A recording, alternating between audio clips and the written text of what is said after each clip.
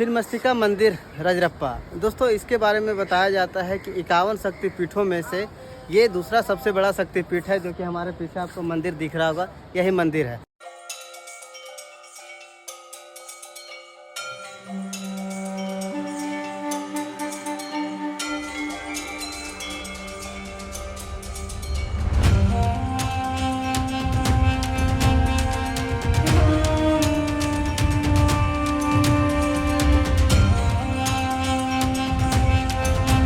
हमारे नए ब्लॉग में आप सबका फिर से स्वागत है। तो आज जाने वाले हैं पूजा करने के लिए छिन्नमस्तिका मंदिर रजरप्पा, जो कि हजारीबाग से लगभग 75 किलोमीटर की दूरी है, रामगढ़ जिले में। तो चलिए इस प्लेस के बारे में बहुत कुछ जानने का आपको मिलेगा, कैसे यहाँ पे पहुँचना है, यहाँ पे बलि किसकी दी जाती है, और सबसे खास यहाँ पे 2 नदियों का संगम भी होता है। उस प्लेस पे आज जाने वाले हैं। तो चलिए ब्लॉग को स्टार्ट करते हैं या निकलते हैं हजारीबाग से रजरप्पा के लिए।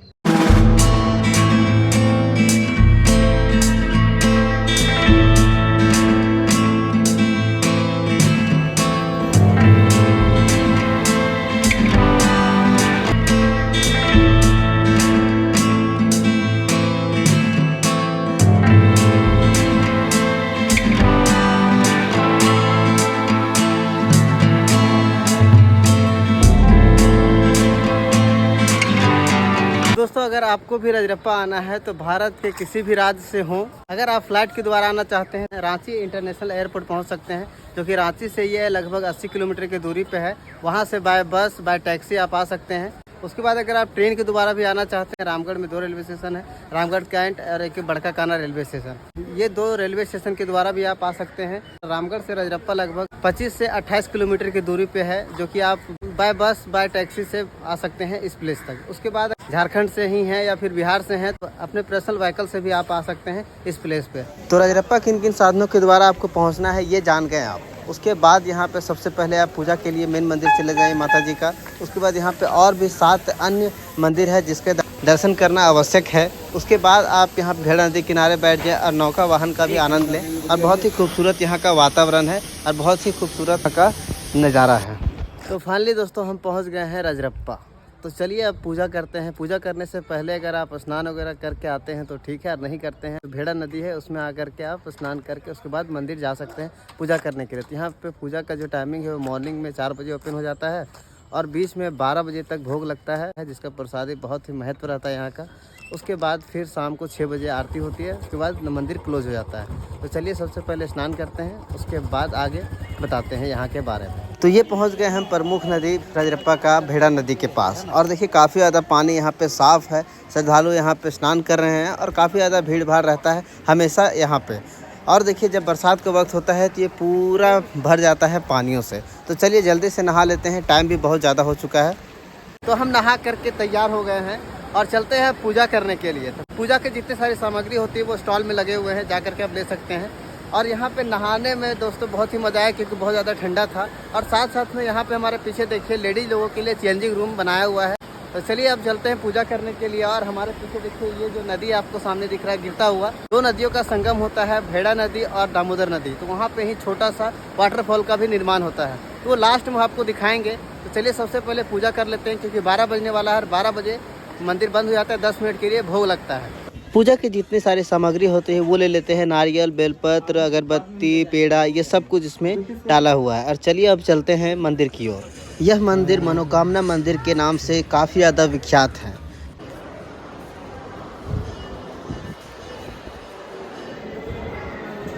तो पूजा करने के लिए मंदिर परिसर में एंटर हो चुके हैं। ज़्यादा भीड़ भाड़ नहीं है, आराम से पूजा कर लेंगे अभी। तो काफ़ी ज़्यादा भीड़ दिख रहा है यहाँ पे आपको, इसलिए क्योंकि 12 बजे मंदिर बंद हो गई थी 10 मिनट के लिए। उसके बाद फिर से पूजा होने स्टार्ट हो जाएगी। तो यहाँ के बारे में बताया जाता है कि पुराणों में रजरप्पा मंदिर का उल्लेख शक्तिपीठ के रूप में मिलता है। यह मंदिर 6000 साल पुराना है। यहाँ देवी को प्रेम के देवता कामदेव और प्रेम की देवी रति पर खड़ी नग्न देवी के रूप में दिखाया गया है। तो यह मंदिर अपनी तांत्रिक शैली की वास्तुकला के लिए काफ़ी ज़्यादा मशहूर है। और ये मेन मंदिर के दोनों साइड देखेंगे गुम्बद जैसा, ये एक्चुअली में हवन कुंड भी है। तो चलिए अब मंदिर में धीरे धीरे प्रवेश करते हुए कितना ज़्यादा लाइन लगने के बाद आखिर हम मंदिर के परिसर में एंटर हो चुके हैं। और यहाँ पे QR कोड दिया हुआ है जिसमें आप दान कर सकते हैं, डायरेक्ट मंदिर के ट्रस्ट में चला जाएगा। तो फाइनली हम पूजा करके मंदिर के बाहर में बैठे हुए हैं। और मंदिर का जो मुख्य द्वार है पूरब मुखी है। मंदिर के सामने में बलि स्थान है, जहाँ पे प्रतिदिन लगभग 100 से 200 बकरों की बलि दी जाती है। वो एरिया यही है, जो कि बाहर में सब कुछ पूजा करने के बाद यहाँ पे बलि दिया जाता है और इधर नारियल वगैरह अगरबत्ती सब फोड़ा जाता है।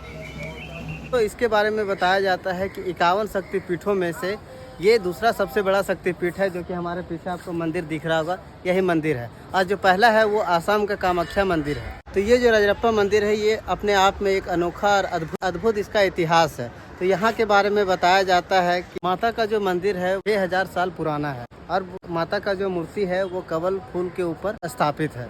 तो माँ भगवती और उनके 2 सहेलियाँ जो थी वो स्नान करने के लिए गंगा नदी के किनारे पहुँची। तो वहाँ पे 2 जो सहेलियाँ थी उनको बहुत तेज़ भूख लग गई। माँ भगवती सब्र करने के लिए बोली, लेकिन वो दोनों सहेलियाँ जो थी वो बहुत ज़्यादा भूखे होने के कारण उनका जो शरीर था वो काला पड़ गया। और काला पड़ने के बाद जब माँ भगवती थे वो अपने सर को काट दिया और काटने के बाद 2-3 धाराएँ निकली। उससे 2 धारा जो था वो दोनों सहेलियों के मुख में दे दिया और एक जो धारा था वो अपने मुख में, जो सर कटने के बाद उनके बाएं हाथ में आ गया था। तो ये थी यहाँ रहस्यमय स्टोरी। यहाँ पे बकरे की बलि भी दी जाती है। बकरे की जो बलि दी जाती है उसका रिकॉर्ड हमने नहीं किया, क्योंकि बहुत कोई ऐसे हैं जो कि देख नहीं पाते हैं। और जो हमारे पीछे आपको दिख रहा है, ये देखिए क्लीनिंग एरिया है। इधर नदी के साइड में आकर के यहाँ पे क्लीनिंग किया जाता है। क्लीनिंग करने के बाद जाकर के होटल में दिया जाता है बनाने के लिए, जो कि खुद से भी आप क्लीनिंग कर सकते हैं, या फिर यहाँ पे बहुत सारे होटल वाले ही रहते हैं जो कि खुद आपका क्लीनिंग कर देते हैं, मीट मटन। तो देखिए आप हमारे पीछे ये क्लीनिंग किया जा रहा है। एक और आपको खास यहाँ पे आकर्षक पॉइंट है, जो कि छोटा सा एक वाटरफॉल का निर्माण करता है, जो कि भेड़ा नदी आप सामने दिख रहे हो, यही भेड़ा नदी और दामोदर नदी का संगम पॉइंट है। वहाँ पे ही छोटा सा एक वाटरफॉल का निर्माण होती है। उस वाटरफॉल में आपको यहाँ पे नौका विहार करने का भी मौका मिलता है। क्या चार्जेस हैं वो देखते हैं आगे जा करके। और चलिए, बहुत सारे अभी मंदिरों को घूमना बाकी है रजरप्पा में। तो माता की मेन मंदिर में पूजा करने के बाद बाहर में कई सारे मंदिरें हैं, जिसमें से एक जो है भोलेनाथ का भी मंदिर है, बाबा धाम जिसको बोला जाता है, यही मंदिर है। इसके बाद इस साइड में लेफ्ट साइड में जितने सारे 7 मंदिर आपको देखने को मिलेगा, जो कि सामने आपको एक मंदिर दिख रहा है। दोस्तों, रजरप्पा में मुंडन, पूजा, शादी सब कुछ यहाँ पे होता है। बस यही है कि अभी मुंडन का वक्त या शादी का वक्त नहीं, इस वजह से बहुत जल्दी हम लोगों ने पूजा कर लिया, वरना 6-6, 7-7 घंटा लाइन में लगना पड़ता है। मॉर्निंग में आते हैं लोग और पूजा करते हैं लगभग 3-4 बजे शाम के टाइम में। अभी थोड़ा सा कम भीड़ है। चलिए बाकी सारे मंदिरों को अभी घूमते हैं हम लोग।